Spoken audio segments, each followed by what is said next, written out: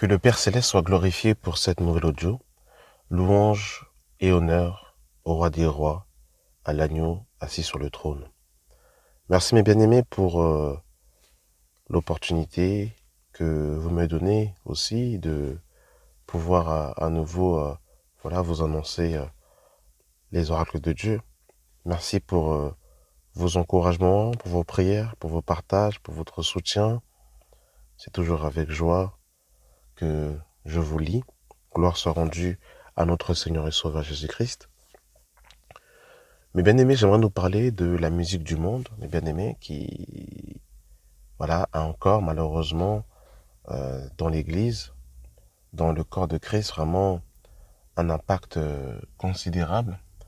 Et beaucoup sont encore malheureusement, eh bien, attachés à la musique du monde, hein. Il y en a même certains qui pensent que la musique du monde, voilà, n'est pas un problème quand on est disciple du Seigneur, quand on est enfant de Dieu.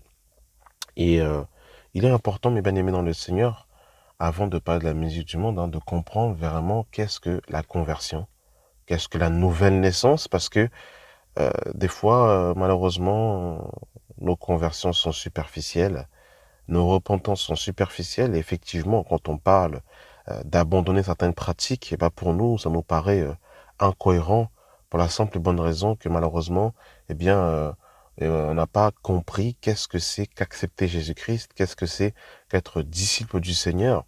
Et c'est pour cette raison que, eh bien, on arrive à se poser ce genre de questions, si la musique du monde, si elle est problématique ou pas. Et nous allons commencer à lire un premier passage dans le livre de Marc chapitre 8. Dans Marc 8, le verset 34, il est écrit: « Puis ayant appelé la foule avec ses disciples, il leur dit, si quelqu'un veut venir après moi, qu'il renonce à lui-même, qu'il se charge de sa croix et qu'il me suive. » Qu'il renonce à lui-même, qu'il se charge de sa croix et qu'il me suive. Vous avez vu que suivre Jésus vient en troisième position. Il est impossible de suivre le Seigneur si on préambule, hein, on n'a pas renoncé à soi. Et qu'est-ce que ça veut dire tout simplement renoncer à soi?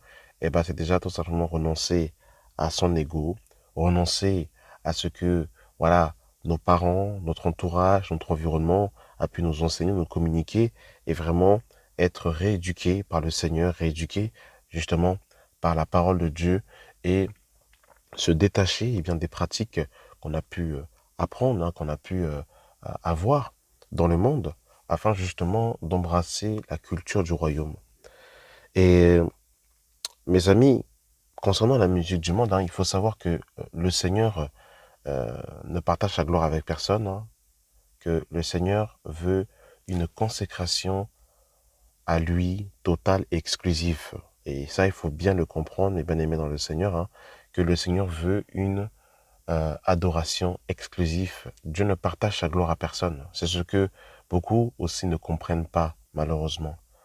Beaucoup ne comprennent pas cela parce qu'ils ont une approche, voilà, du Seigneur, malheureusement, qui est erronée. Une approche du Seigneur qui est paganisée. Et ils ont une approche d'un Dieu, d'un Jésus européanisé. Et c'est pour cette raison qu'ils ne comprennent pas justement la profondeur des choses, hein. Donc il faut comprendre que lorsqu'on s'approche du Seigneur, il faut renoncer à soi-même. Il faut se charger de sa croix et il faut nous suivre.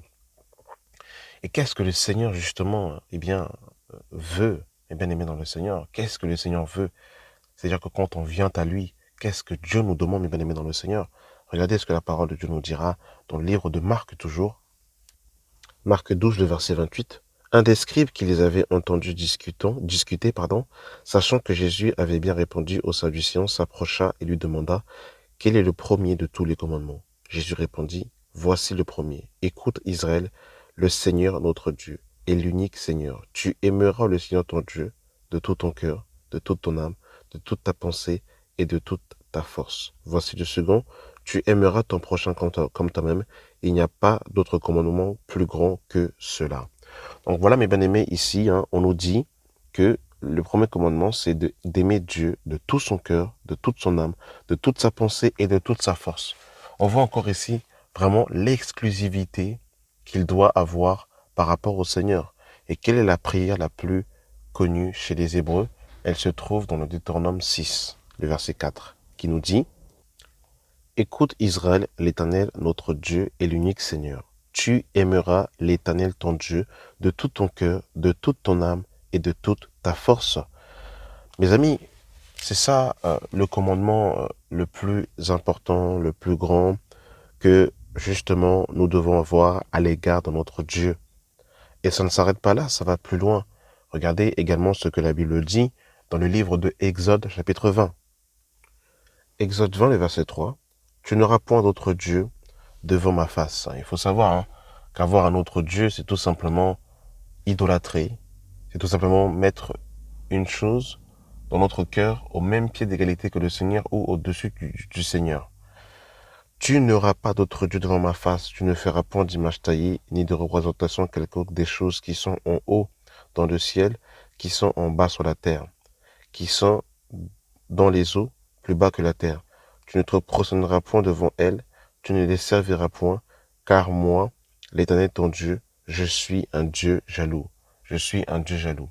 Donc on voit encore ici l'exclusivité, mes amis, que nous devons avoir à l'égard de notre Dieu. L'exclusivité. Un amour qui ne se partage pas. Un amour qui est totalement consacré à lui, mais bien aimé dans le Seigneur. Et regardez ce que le Seigneur dira encore dans le livre de Ésaïe. Ésaïe 42, le verset 8. « Je suis l'Éternel, c'est là mon nom, et je ne donnerai pas ma gloire à un autre, ni mon honneur aux idoles. » Donc on voit que le Seigneur ne partage pas sa gloire et ne partage pas son honneur. Le problème avec la musique du monde, mes bien-aimés dans le Seigneur, c'est qu'en vérité, on chante on chante des cantiques, on chante des louanges, on chante des hommages à l'honneur de la créature et non du Créateur. Or, le Seigneur veut que nous puissions avoir et que nous puissions être des adorateurs en esprit et en vérité. Jean 4, le verset 21. Femme, lui dit Jésus, crois-moi, l'heure vient où ce n'est ni sur cette montagne, ni à Jérusalem que vous adorez le Père. Vous adorez ce que vous ne connaissez pas. Nous adorons ce que nous connaissons, car le salut vient des Juifs. Mais l'heure vient où elle est déjà venue, où les vrais adorateurs adoreront le Père en esprit et en vérité, car ce sont là les adorateurs que le Père demande. Dieu est esprit, et il faut que ceux qui l'adorent en esprit et en vérité. En esprit, en vérité, non pas dans la chair et dans l'émotion. Parce qu'effectivement, il y a des adorations, mais qui sont dans la chair et dans l'émotion, et non pas en esprit et en vérité. Qu'est-ce que j'appelle dans la chair et dans l'émotion? Ce sont des cantiques qui peuvent être chantés à l'honneur du Seigneur, mais qui ont des danses, qui ont en fait, je dirais des inspirations mondaines.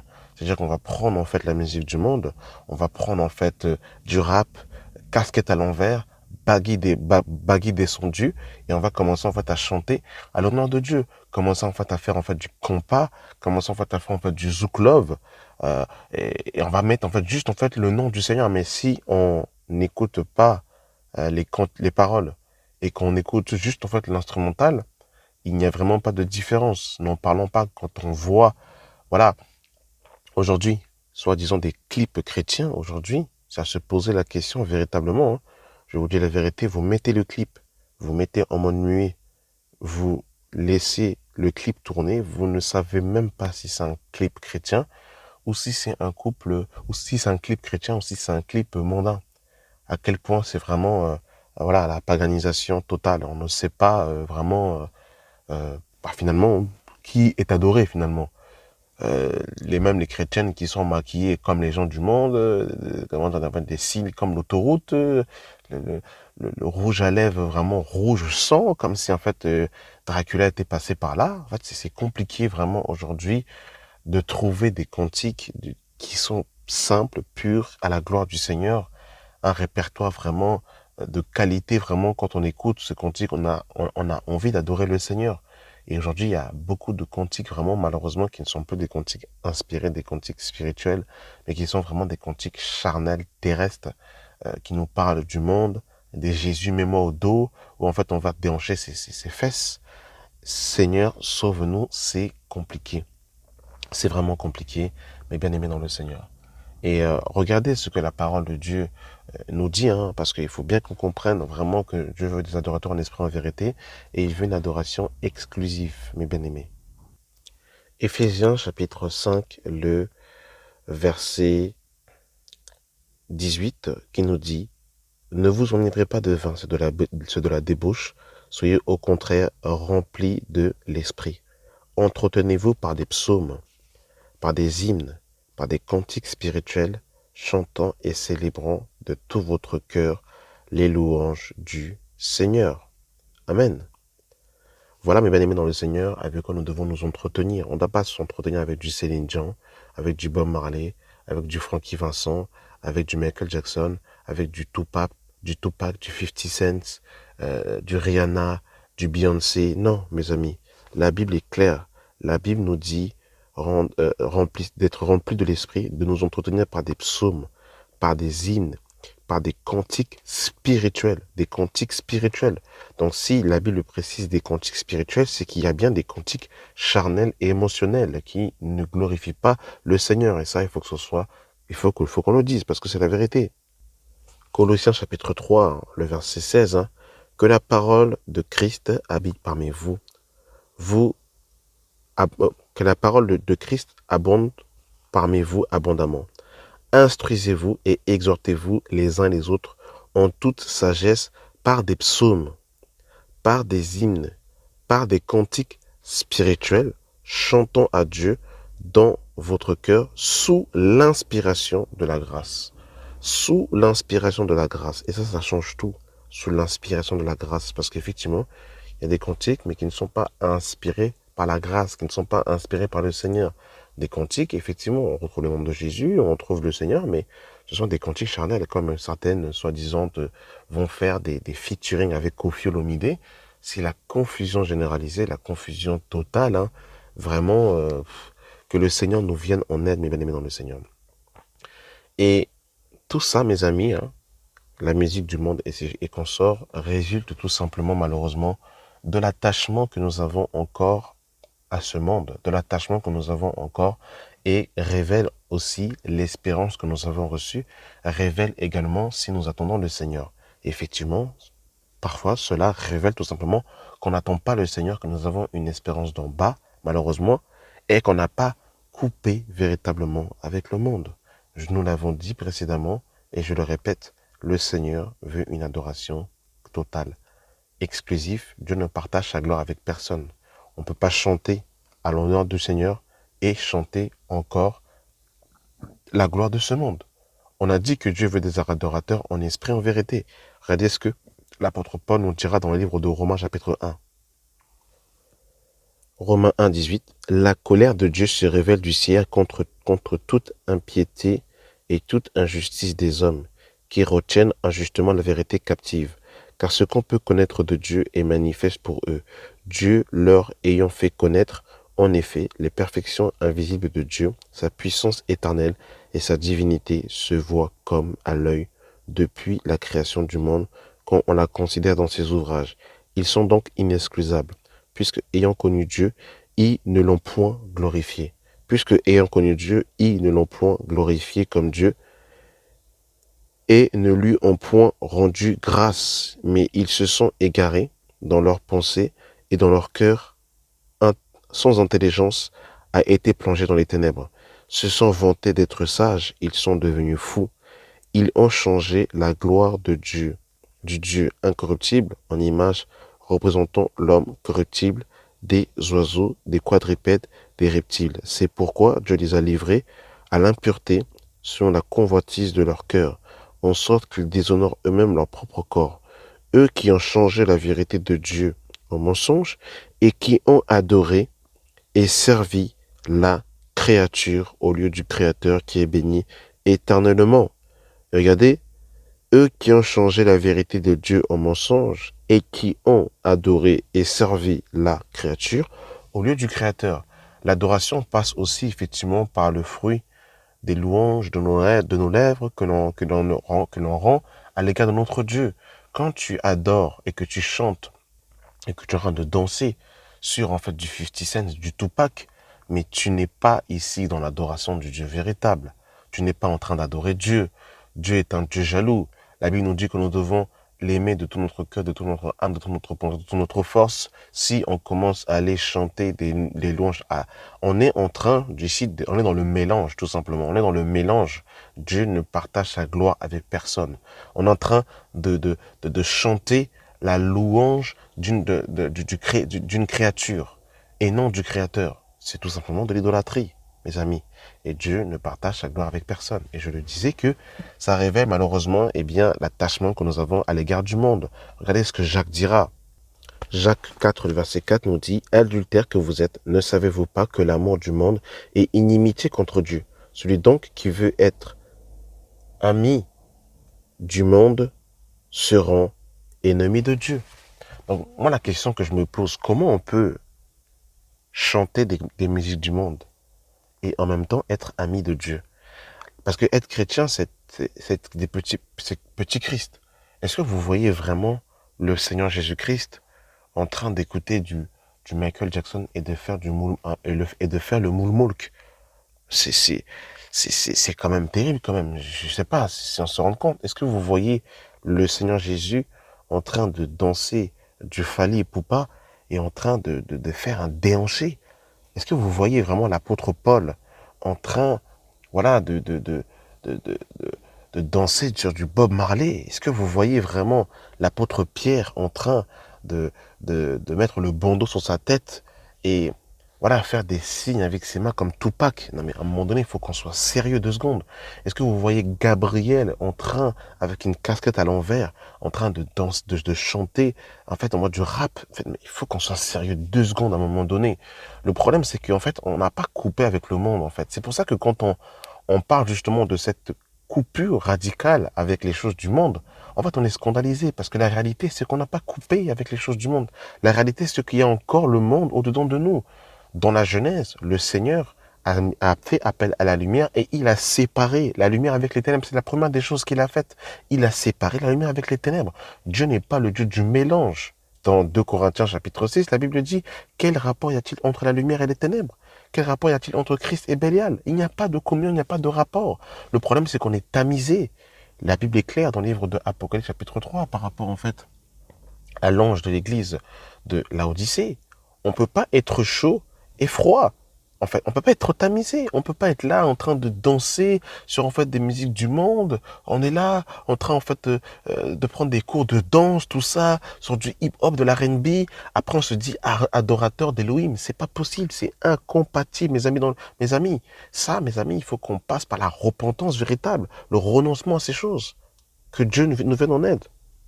Dans 1 Jean chapitre 2, le verset 18, hein, il est écrit, le verset 15, autant pour moi, il est écrit, n'aimez pas le monde ni les choses qui sont dans le monde. Car si quelqu'un aime le monde, l'amour du Père n'est point en lui. Il faut que ce soit clair. Si quelqu'un aime le monde, l'amour du Père n'est point en lui. Car tout ce qui est dans le monde, la convoitise de la chair, la convoitise des yeux et l'orgueil de la vie, ne vient point du Père, mais du monde. Et le monde passe et sa convoitise aussi. Mais celui qui fait la volonté de Dieu demeure éternellement. Et vraiment, j'insiste encore vraiment, c'est que le problème, c'est qu'on n'a pas coupé avec le monde. On n'a pas coupé avec le monde. Le problème, c'est que on a beaucoup de conversions superficielles. On n'a pas compris qu'est-ce que c'est qu'accepter Jésus. Et c'est pour ça qu'il y a encore ce mélange, en fait, avec les choses de la terre. Ce mélange avec le monde. Et c'est pour ça que ça ne nous dérange pas dans notre playlist, en même temps d'écouter du reggae, et en même temps, par la suite, juste après, d'écouter une louange. En fait, on bascule comme ça d'une louange, en fait, comment dire, en fait, à la musique du monde, et on n'est même pas choqué, on n'est même pas surpris. Ça révèle malheureusement qu'il y a encore un attachement au monde. Ça révèle encore que la repentance n'est pas totale. Ça révèle encore malheureusement que, eh bien, l'adhésion à la vérité n'est pas complète. Ça révèle encore que nos âmes sont encore attachées, malheureusement, eh bien, à la volupté, eh bien, aux passions de ce monde. Et pour cela, il faut véritablement passer par la repentance. La repentance, véritablement, c'est le renoncement à nous-mêmes. La repentance, véritablement, c'est le détachement, mes amis, eh bien, des choses du monde. Dieu ne partage sa gloire avec personne et il veut un attachement à lui exclusif. C'est pour ça, véritablement, qu'il faut que la croix soit prêchée. Parce que vous savez, moi, je vois beaucoup de jeunes qui courent après la révélation, qui courent après le réma, qui veulent être prédicateurs de l'évangile, qui veulent être évangélistes, qui veulent être pasteurs, docteurs, évangélistes, mais qui n'ont même pas coupé avec les choses du monde. C'est quand même incroyable, quand même. C'est quand même invraisemblable. On veut être prédicateur de l'évangile, on veut être docteur de la loi, on veut être apôtre des nations, mais on écoute encore des choses du monde. En fait, on n'a même pas coupé avec le monde. On ne s'en cache pas. Il faut qu'on soit sérieux 2 secondes. Il faut qu'on soit sérieux 2 secondes. Vraiment que Dieu nous aide, que la grâce du Seigneur véritablement, vraiment nous soit communiquée. Voilà mes amis, merci d'avoir pris le temps d'écouter cet audio. Que la grâce et la paix soient avec vous au nom de notre Seigneur et Sauveur Jésus-Christ. Amen.